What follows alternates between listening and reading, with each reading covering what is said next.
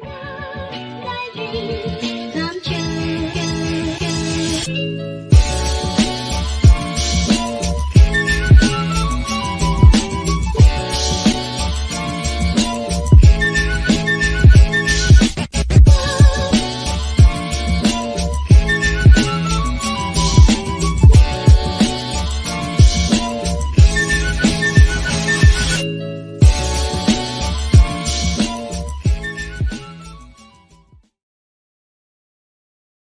10th, Friday, May the 10th. Yes, we are on the verge of the weekend, and you have tuned into BS3 Presents the Morning Shift with Cole Johnson. Well, you already know I'm Cole Johnson, and for the next 60 minutes, sit back and relax as we get you and keep you informed, enthused, entertained, inspired, and spiritually fed. On this program later this hour, we will talk about the interesting dynamic of Reggie Miller and the New York Knicks. We also will talk about Barron Trump actually having, I guess you could say, a public debut. I think that's the best way you could put it. Yeah, a public debut later on this summer. And turning away wrath, how do you do that? That's what we'll discuss later on in this program. But for now, let's get you started up.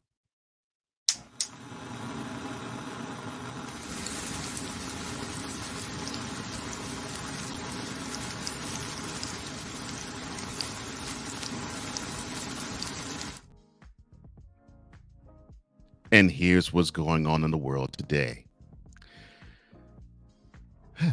At least 3 people were killed overnight as powerful storms ripped through central and eastern United States Wednesday and early Thursday morning, bringing torrential rain, hail, and even tornadoes. Parts of Alabama, Tennessee, Georgia, and the Carolinas were pummeled into Thursday morning as severe weather continued to spread throughout and cause damage throughout a large section of the United States amid a multi-state tornado outbreak, which began May the 6th. More than 22 million people in 8 states had been under a tornado watch Wednesday evening in portions of 8 states. The 2 that caught the most devastation were Tennessee and North Carolina.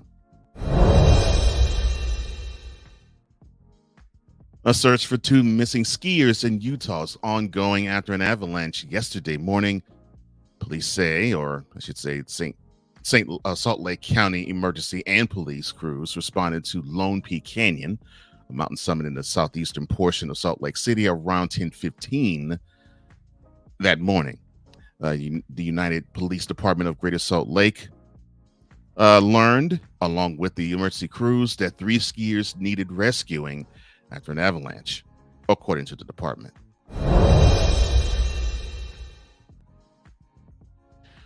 Four flight attendants were taken into custody Tuesday after an investigation revealed a years-long operation to smuggle $8 million of drug money from New York to the Dominican Republic. The suspects were employed by various airlines that made several trips from John F. Kennedy in Queens to the Dominican Republic.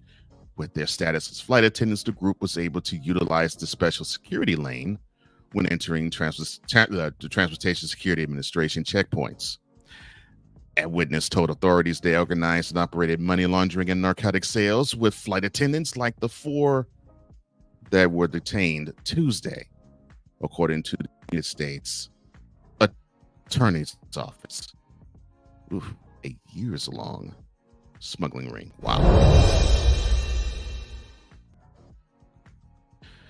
A federal appeals court Thursday rejected Hunter Biden's request to dismiss his gun charges in Delaware, clearing the way for a trial next month.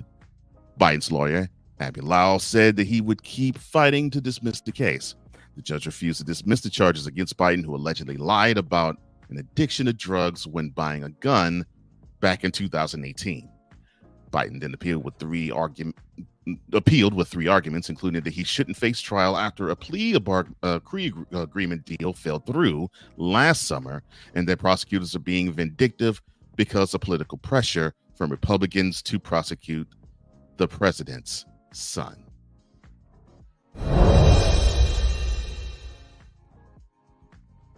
Former President Donald Trump and the Republicans removed Thursday to make campaign issues out of President Joe Biden's pledge to withhold weapons from Israel if it launches an assault on heavily populated areas of Gaza.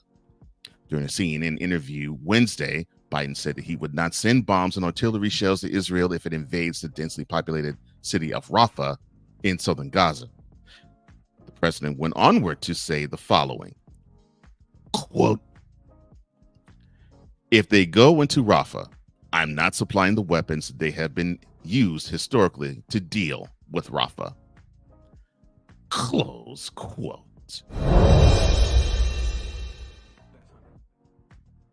Speaking of the president, Joe Biden's campaign team waded into the Kendrick Lamar Drake waters this week, using Kendrick Lamar's diss track Euphoria to attack former President Donald Trump.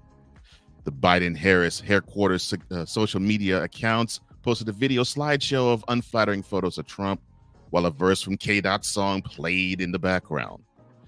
Biden's campaign tweaked the lyrics a little bit via captions to diss this presumptive Republican nominee personally, calling him out on policy and his own social media use. Oh my goodness. Really? Colorado officially has a ban on forever chemicals, joining a growing list of states taking action to eliminate the chemicals linked to cancer from a wide array of products, including cosmetics, carpets, and food. On May 1st, Governor of Colorado, Jared Polis, signed SB 24-081, perfluoroalkyl and polyfluoroalkyl chemicals, or PFAS, which will now prohibit the sale or distribution of certain products containing PFAS in a gradual product phase-out beginning New Year's Day, 2025, and continuing throughout 2028.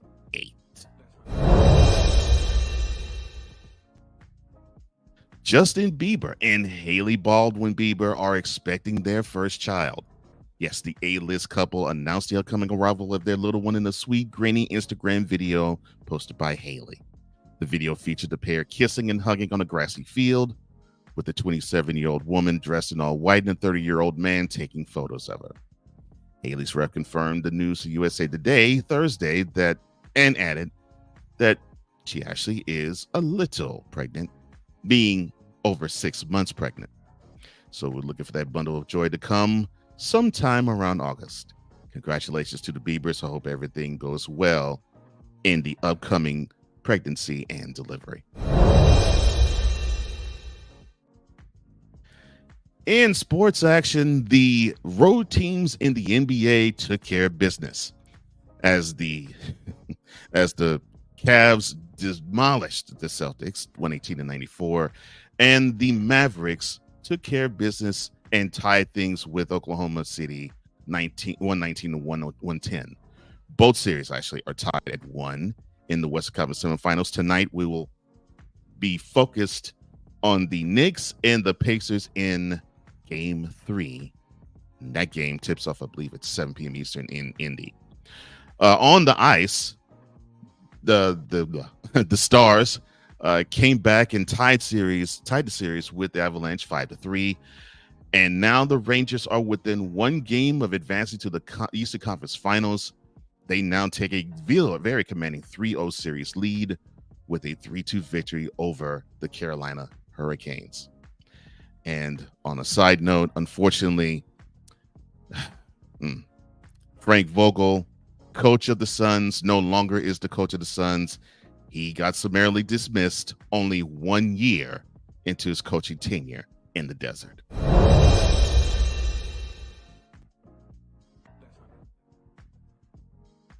In the Pacific Northwest, it will be sunny and, well, hot for that area, but definitely warm, period. And 81 in Seattle. Yes, 81 and sunny in Seattle. It will be 74 and partly cloudy in Minneapolis. It'll be partly cloudy and 67 in Chicago. It will be mostly sunny and 66 in Detroit. Now, over in the east, it'll be rainy. You'll have the wet stuff in 54 in Boston. You'll have the wet stuff in 52 in New York. You'll also have the wet stuff in 59 in Washington, D.C. Now, down in the South, it will be sunny in 91 in Miami. It will be partly cloudy in 78 in Atlanta. Mostly sunny in 74 in Memphis. Partly cloudy in 91 in New Orleans. In the Southwest, it will be 85, partly cloudy in San Antonio. It will be partly cloudy in 83 in Dallas and partly cloudy in 88 in Houston. It will be rainy in 58 in Denver. It will be sunny in 91 in the desert in Phoenix. It will be mostly sunny in 79 in Las Vegas. It will be on the West Coast, sunny and 75 in San Francisco. It will be partly cloudy and 73 in the City of Angels. And that is your look on weather. And that is now. You have been started up.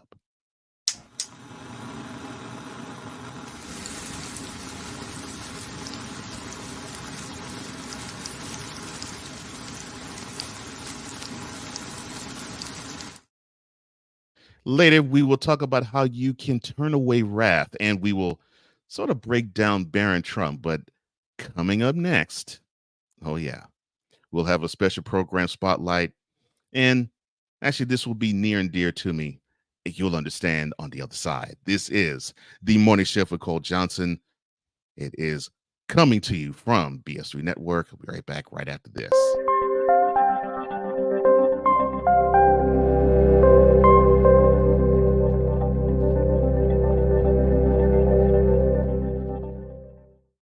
BS3 Network, changing the way you watch TV.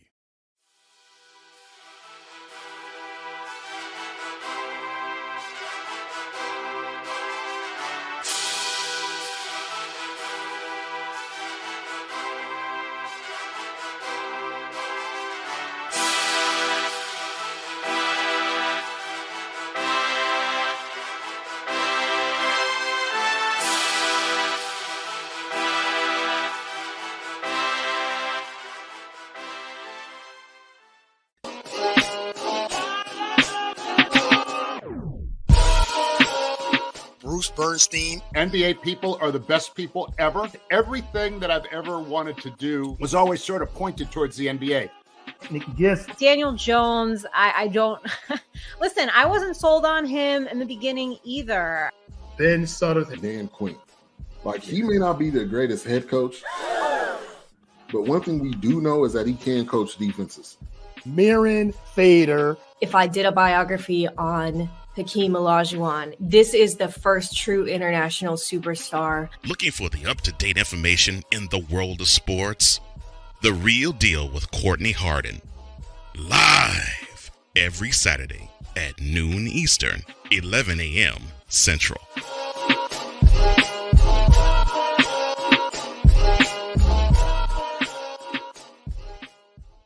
Life. Scratching and clawing to overcome adversities in life. Family. That's what I love about our children. God instilled that in us, and thank God they carry on that torch. Marriage. We struggled in different ways, naturally, as husband and wife. And God. The Lord is on my side. I will not fear what man can do unto me. Join the husband and wife team of Ben Sutherth Jr. and Irene Sutherth as they give you the full scope of life. BS3 Network proudly presents the Suds Are Us podcast, live every Saturday at 4 p.m. Eastern, 3 p.m. Central.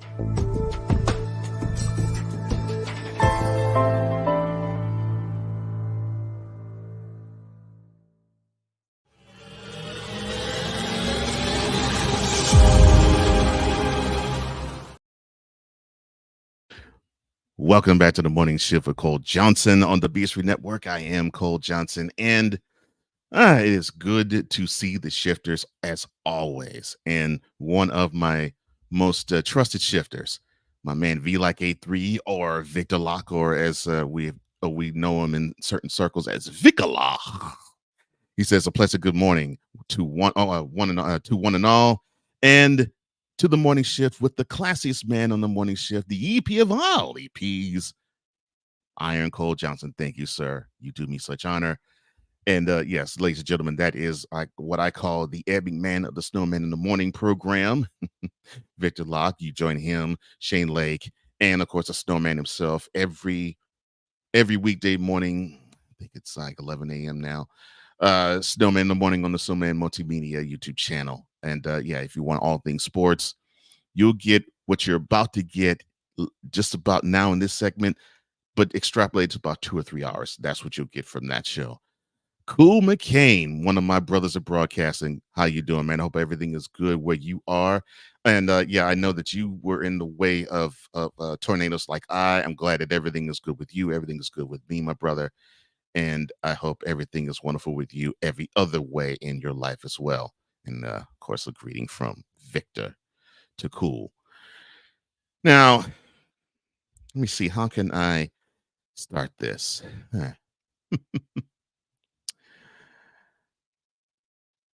The Indiana Pacers, New York Knicks.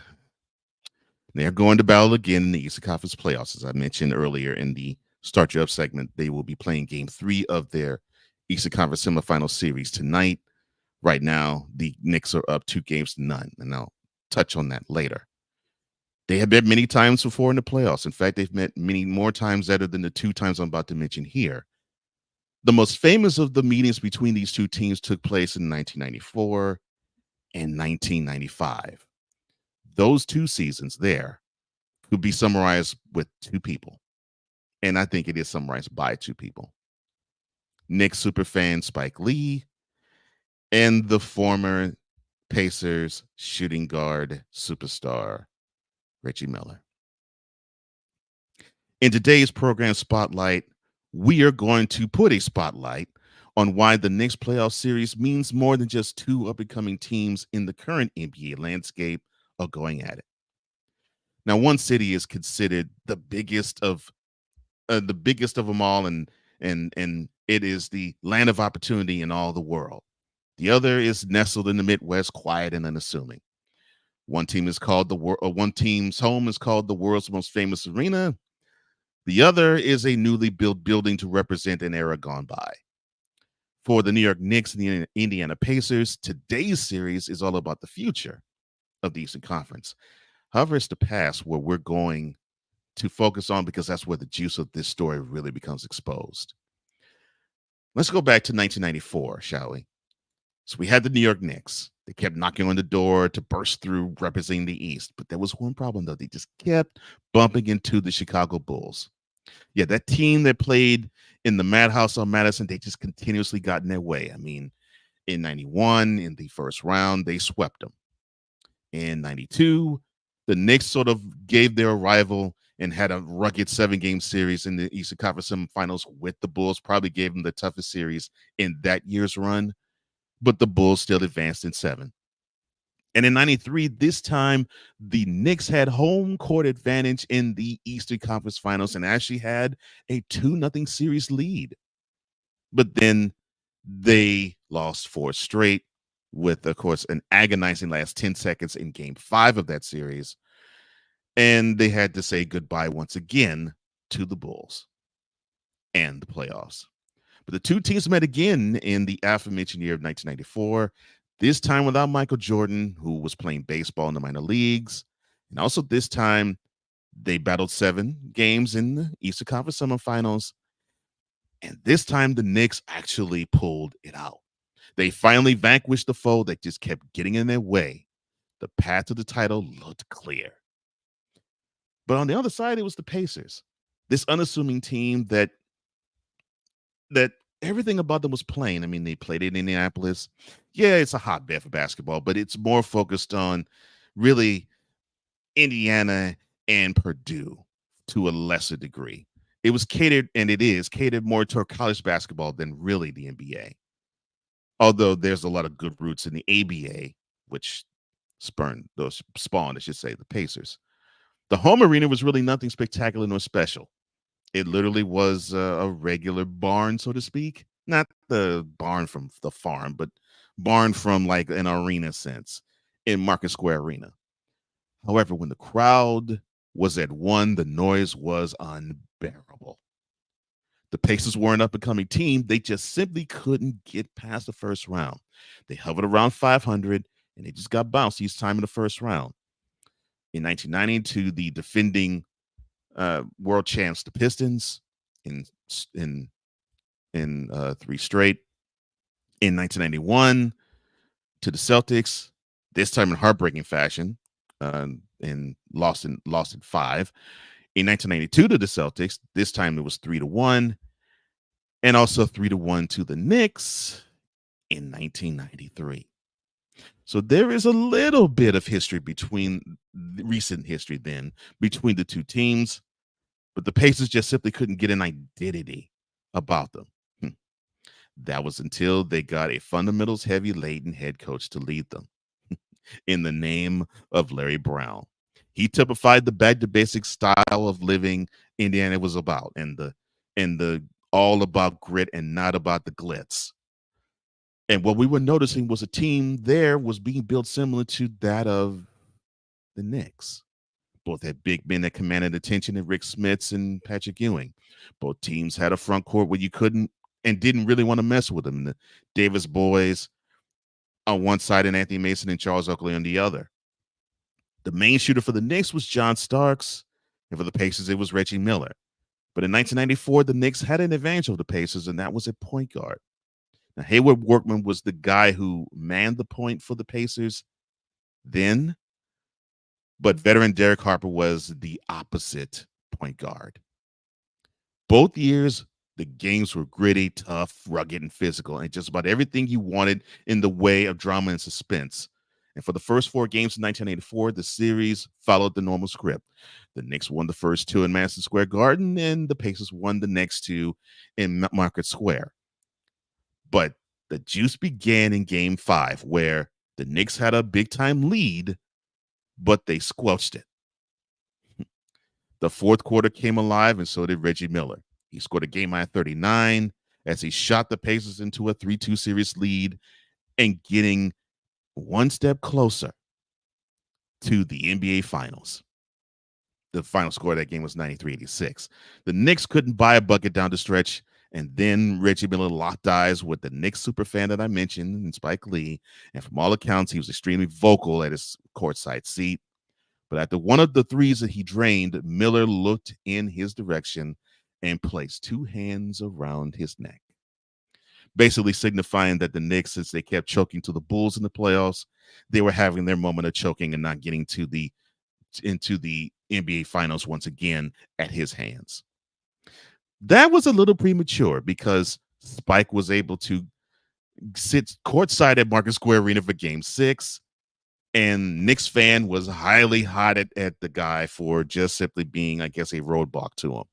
They didn't want a repeat performance of him in firing up Miller, but John Starks took care of things with a 26.6 assist performance, and they gotta have it 98-91 victory in Game 6 gave you a Game 7. And in that Game 7, the lead basically was sort of volleyed between both teams before the Knicks in the last 6 minutes got a hold of things, and they took it and cruised from there, 94-90, and they went on to the finals. Meanwhile, the Pacers had to deal with almost getting there, but coming up short. Better than the previous 4 years, but still, it just did not taste sweet.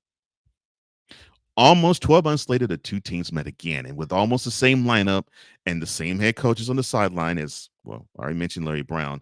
On the Knicks side, you had Pat Riley calling the shots.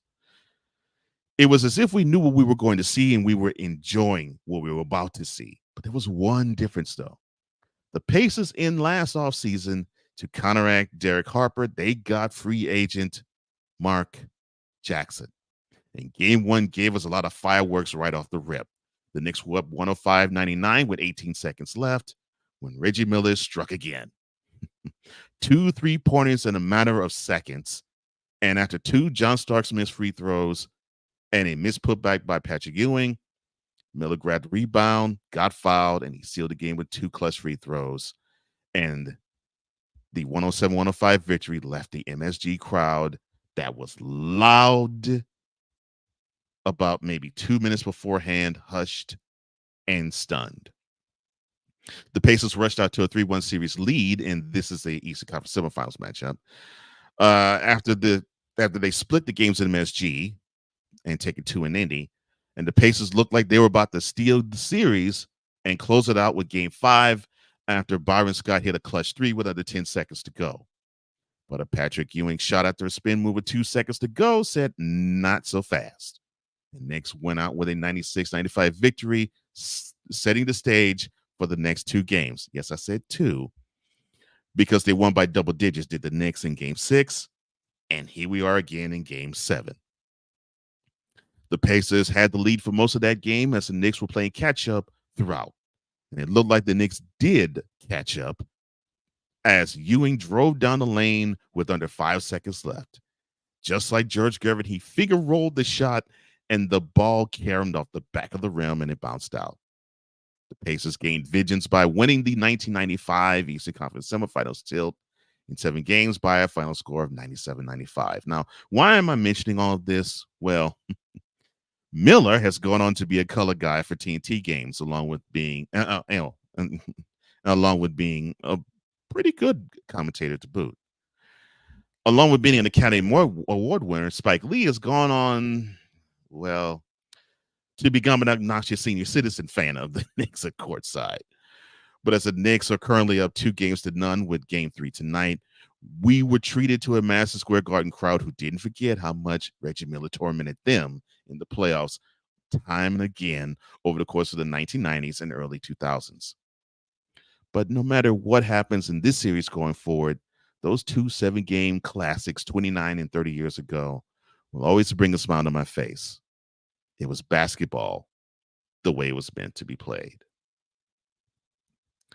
For more on sports and all sorts of news in the world of sports, check out my man Courtney Harden. He'll break down all the action in the sports world today. The NBA conference semifinals will be in full swing, and he may have some interviews lined up for the show as well. Check out The Real Deal with Courtney Harden live tomorrow and every Saturday at noon Eastern, 11 a.m. Central. That's The Real Deal with Courtney Harden live tomorrow and every Saturday at noon Eastern, 11 a.m. Central on the BS3 Network, Roku TV, and the BS3 Network.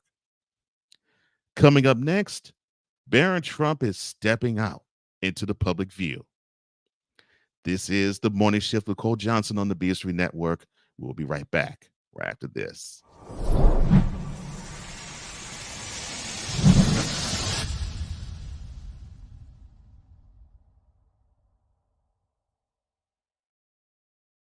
Poppy J. You got the option to cry for the government. You got the option to protest. You got the option to keep buying. But this is also an option. Wise El Jefe. We're the first tech geeks. We're the first gamers. We're the first everything. Everything. Like Gen X's, we are the ones. BS3 Network proudly presents the crew from the New York boroughs who never wants that smoke. Nah, they want that fire. Poppy J and Wise El Jefe. Fridays at 9 p.m. Eastern, 8 p.m. Central. Check your local listings for your viewing and listening pleasure.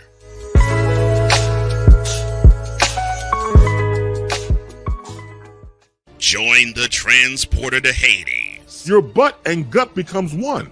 Join the reformer of hooker whores. This is my daughter, Placenta Booty Johnson. Join the bronze car. Whenever you are in distress, take off your baseball cap and throw it in the air. Join your very own superhero of broadcasting, Chris Bass. So whatever color crayon they get, they palm it and do 2 circles, and that translates to, I can be the black people. As he takes you through the week's paces in Baseline. Live every Saturday at 8 a.m. Eastern, 7 a.m. Central, Pacific Time Zone people, just stay asleep when this is on live and just catch the recording. Exclusively on the Chris Bass YouTube channel.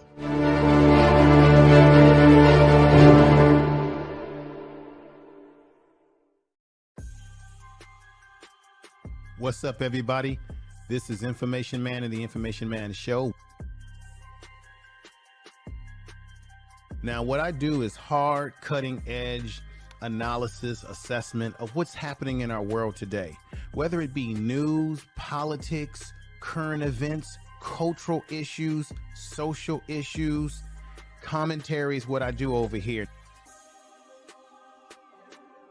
Most of all is what we try to do here on the Information Man Show is try to get to a solution to the problems that we see today.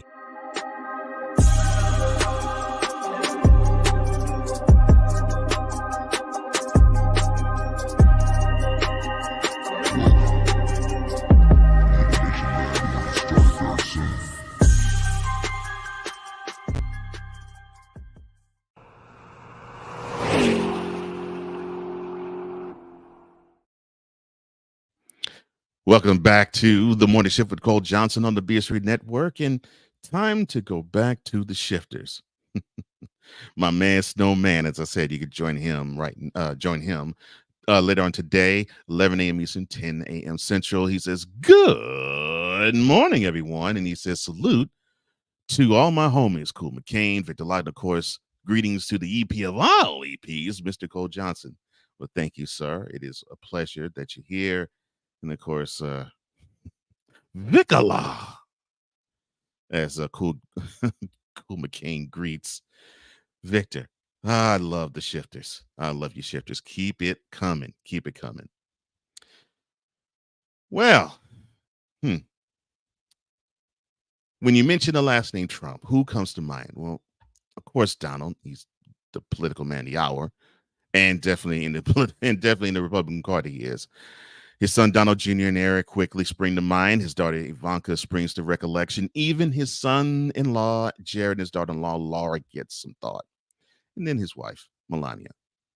But what about Barron, the youngest offspring of the Donald Trump family? Well, in today's cover story, we will uncover Barron Trump, his role, and possible future, which lies ahead. So the other offspring of Donald Trump's have been active in the public eye, from his TV show The Apprentice to actively campaigning for him to be president. However, purposely shielded from public view has been Barron, his youngest son and his youngest child. Now that child is now officially an adult, and so it is now time, at least from the Trump's perspective, to have his public coming out party, so to speak. So here's how it's laying out. All right, so who is Barron Trump? Well, what we know about him is he's the youngest offspring of Donald, the only child of Melania. He has 3 older step siblings, as I mentioned them, Ivanka, Donald Jr., and Eric. He currently is 18 years old, and he could basically be a small forward in the NBA if he wanted to be. He stands 6'7", and is about to graduate from high school this spring and summer. He's been out of the public eye for the most part, and that has been on purpose. So this announcement of him becoming a delegate in the upcoming Republican National Convention seems like a social and media coming out party from the youngster. Now, what role will he play, since we're talking about the RNC? Well, to grasp what Barron's role will be this summer, you must first understand the role of a national convention. So the former purpose of it is to select the party's nominee for popular election as president, as well as to adopt a statement of party principles and goals known as the party platform, and adopt the rules for the party's activities, including the presidential nominating process, not just for that current cycle, but for the next one. Barron will be a delegate in the state of Florida during said convention when it's in Milwaukee in July. A delegate is a person selected to represent a group of people in some political assembly of the United States. And there are various types of delegates elected to different political bodies. Now, Barron has now basically thrown his hat in the ring to serve in the political process to help out his father. Has Donald Trump's family been involved in Donald Trump's campaign administration? Well, of course, the answer is yes, because we've seen all of Donald Trump Jr., and probably many people can stomach. But we've seen Donald Trump Jr. actively campaign for his father, both in rallies and with television appearances and even on podcasts. Of all the offspring, he's probably the most visible and the most vocal. Eric has also played a role in the political life of his father as well, but it's been a more private way that he's gone about it. Ivanka, of course, is probably the most politically savvy and involved, as she covered administrative duties while he was in office. She even served in that in Washington because of it when he was in office from 2017 to 2021, and she has been politically involved in administrative duties. The in-laws, as I mentioned earlier, Jared and Laura, they've also played a part in the campaign administration, but none of this should be a surprise to us, seeing that Barron is being involved. Donald Trump's presidential campaign, and probably to a lesser degree his administration in the White House, it's a family affair. And seeing Barron participate in a public way for the first time really shouldn't be a shocker at all. Now, what does this mean for Barron Trump's future? Well, if the path of Ivanka, Eric, and Donald Jr. are of any indication, Barron will see some time in the Trump organization. We probably will see him take up the mantle of some sort of business in education or of some sort in college. He likely will have some summer internships in his father's corporation. He may even serve in some capacity as a corporate representative once he graduates from college, and maybe even serve as some sort of ambassador in Trump's second presidential administration, should his father become the president of the United States for a second time. No matter the path, his role in being a delegate, nor his immediate future, one thing is for certain: Barron Trump is set up for success. Now he has to witness the business world and the political world up close and personal. The question is, how soon will he make the correlation that the two work together hand in hand very well? And that is today's cover story. And when we return, we will touch on soft answers turning away wrath. You're watching The Morning Shift with Cole Johnson on the BS3 Network. We'll return right after this.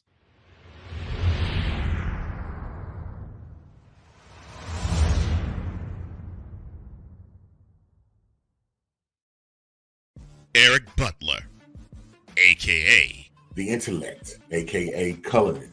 I'm the biggest diamond ever found on land, a.k.a. The Atlantic. Cold, deep, and choppy. LaToya the Therapist, a.k.a. Them kids' mama, a.k.a. Jeff's wife, a.k.a. LaToya the Therapist. I am a licensed professional counselor. Beauty and Brains, clinical and principled, insightful and intelligent. BS3 Network proudly presents Perspective, live every Thursday at 9:30 p.m. Eastern, 8:30 p.m. Central.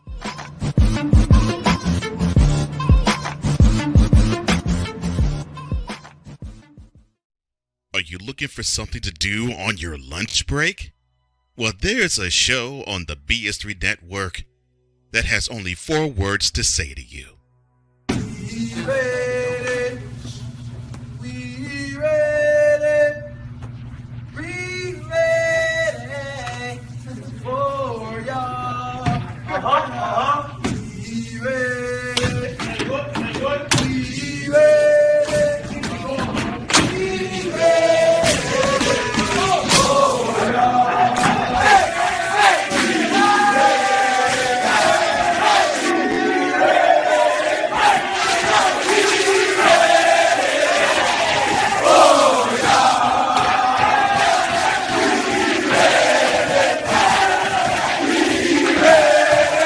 The Lunch Break with AJ, powered by JM&E. Live weekdays at noon Central.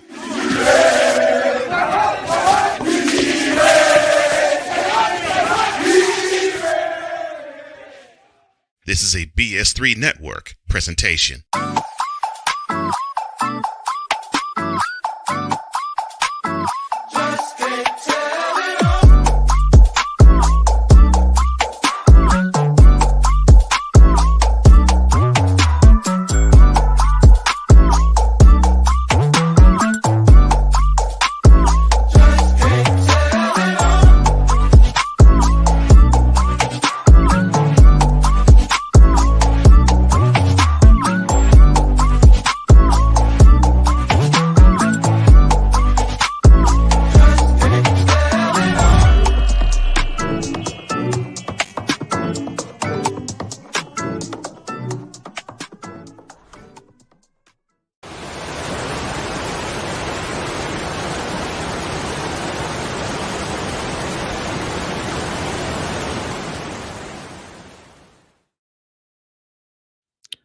Welcome back to the morning shift with Cole Johnson on the BS3 Network. I am Cole Johnson. Yeah, says the name. Sorry. Nah. And glad that you're here with us. We touched on Barron Trump in the last segment before we took a trip back down memory lane with the Knicks Pacers series. And of course, we got you started up. Now, here we are. And you've been dealing with Kendrick Lamar and Drake and the presidential nominees and in Trump and Biden. Conflict seems to just be circulating everywhere. And it's something we all must encounter. And it's something we all really cannot avoid. However, do you have to put on the war paint and go to battle every time you sense the conflict? Even if you feel as though you're right, is it necessary to choose violence? Can you stand on business and not have the inkling nor itch to throw hands? Welcome to Lighting the Way.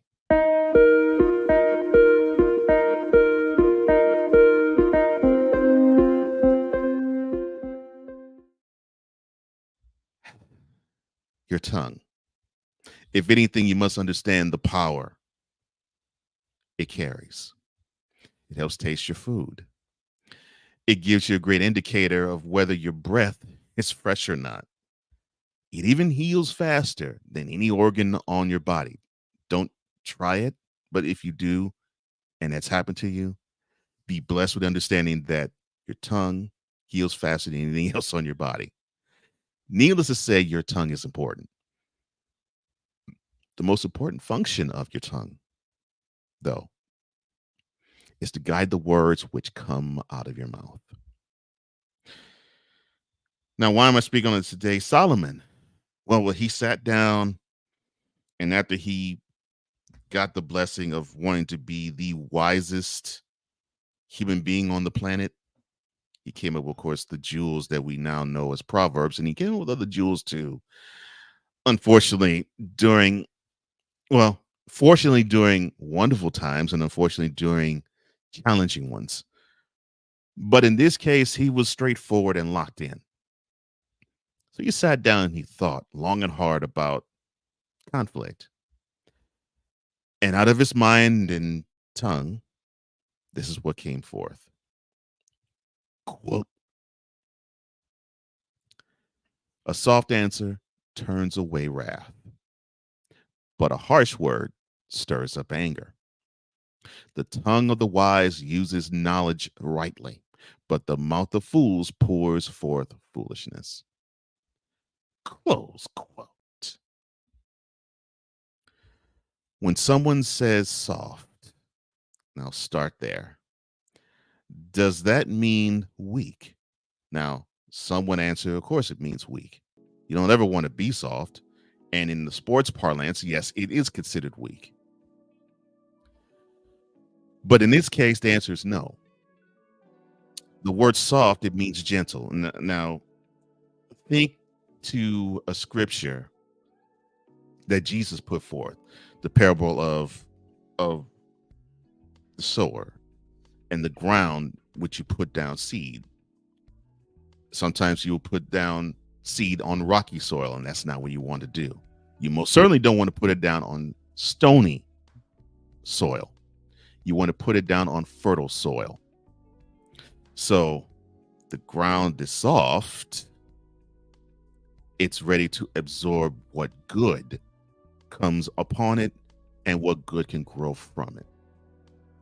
So in this case, the word soft means gentle. It also means compassionate. Think about the nature of a woman. Now, when things flow, and it doesn't matter what woman, it could be your sister, your mother, your daughter, your wife, doesn't matter. Co-worker, a subordinate, a superior, it doesn't matter. Just think about any woman. When things flow in a chaotic fashion, you will get a focused human being, but a sharp-tongued person if you were to say something wrong or out of pocket. That same woman, if you say something that's empathetic to her at that moment, that focus will remain, but her tongue will become warm and inviting. So the energy will be different. as it should be if you were to be flippant versus if you were to be compassionate in your tone and in your words. And that, of course, applies to men too. I mean, you don't want to pop off them out to a guy because you might get chin checked. But you don't want to be chin checked. You want to be dapped up. So what happens when you don't give a soft answer? Again, soft is not meaning in the sports parlance of weak or wimpish. It's meaning compassionate and gentle. Prepare for either an argument or a tense amount of strife in your life if you don't give a soft answer. All of us have been in our feelings at one point or another when it's speaking to anybody you love. When it comes to communicating, speaking, and or any sort of discourse, we have been there. It is important, though, that you hear one another and not just respond once the other person stops talking. Let me say it again, because I'm getting fed off of that one, because this is a file that I normally do. It is important that you hear one another and not just respond once the other person stops talking. Man, I need to hear that. Should you not weigh the words the other is saying, the answer will be hard, because you already have made up your mind that the battle lines have been drawn. In this instance, as you've heard in many cases, a closed mouth doesn't get fed. In this case, a closed mouth here will get fed. Because if you keep silent and you think your words through, you give forth a better answer and a more intelligent one. How foolish is it to be unwise with your tongue? That's a really good question. I'm reminded of the Dave Chappelle show skit, When Keeping It Real Goes Wrong. Some of you may remember it, but for those who don't, there was this woman who was at her house with her boyfriend, and she was having fun with him. And suddenly the phone rings. She picks up the phone, engages with the call. No one responds. She gets hostile before that other person on the other side hangs up the phone. And once that happened, she automatically assumed the worst. She then tracked the phone number and the address of the person. She went to that other woman's house and she destroyed a car and felt pleased with herself. And she was saying, and she kept saying, quote, "Stop playing with my phone," close quote. Well, that car belonged to an FBI agent, and she was arrested and put in jail. Now, thinking she was the baddest woman in the room, in prison, her mouth kept running in the cafeteria. So she kept it real. That mouth ran her straight into a beatdown because someone else kept it realer. You must think before you speak. I can't say that any plainer, any simpler, or any more cut and dried. You must think before you speak. And how much easier would your path be if your words produce harmony instead of division? Your road to prosperity will be closer at hand if you would speak harmony into the situations of division. Remember, life and death is in the power of the tongue, and those who loves its fruit loves its life. That's not just for the positive, that's for the negative too. If you were to actually speak death to a situation, it means that you love the fruit of death. Because you're going to speak negative to something, that means you're going to have negative come upon it, and you're going to embrace that negative. The opposite has to be true too, and it is. You can speak death to your situation, but you can also speak life into it as well. It depends on your mental acuity or your capability or capacity. And I don't mean in mental function, I mean in mental toughness, or in this case, mental softness. That's why it is important to set your sights on heavenly things, not on the earthly matters. Set your sights on things in heaven, not on things in the earth. Thank you, Paul. Your tongue can bring joy to another person's heart. It also can deliver you from faith to faith and glory to glory if you properly use it. It can tear down divisions and build up collaborations. And most importantly, it can soothe the savage beast from striking. Oh, yeah, it most certainly can. All you have to do is remember to turn away wrath with a wise, soft, gentle answer.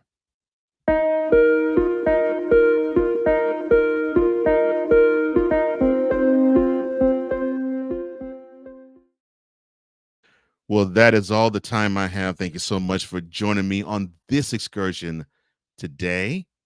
And before I do depart to Vion Carter Johnson and to Selena Carter, my mother and grandmother, I love you both. Both of you have been instrumental and incremental in my success as a man and teaching me the ways of how a woman should be treated and how a woman loves to be treated. Thank you for giving me the example of using gentle nature to turn away wrath, because you all gave me many examples to do just that, wrong and right. So I love you both. Thank you so much. And happy Mother's Day to both of you. To the rest of you, thank you for liking, thank you for sharing, thank you for commenting, and thank you for subscribing. And thank you for hitting that notification bell so you can catch every broadcast that comes from the morning shift via the BS3 Morning Shift Cole Johnson YouTube channel and the other partners that are associated with it. For all of us here at the Morning Shift and BS3, I'm Cole Johnson, here to also say happy Mother's Day to all the mothers out there. I hope you have a wonderful Sunday and weekend. You all deserve it. You all are what makes the world go round. And I'm also here to say in parting, as I always do, along with it. If you lack commitment, you will never start. If you lack consistency, you will never finish. And if you lack love, you most certainly will never conquer. Until we meet again in 71 hours, have a wonderful weekend, everybody. Have a great Mother's Day. And so long, everybody.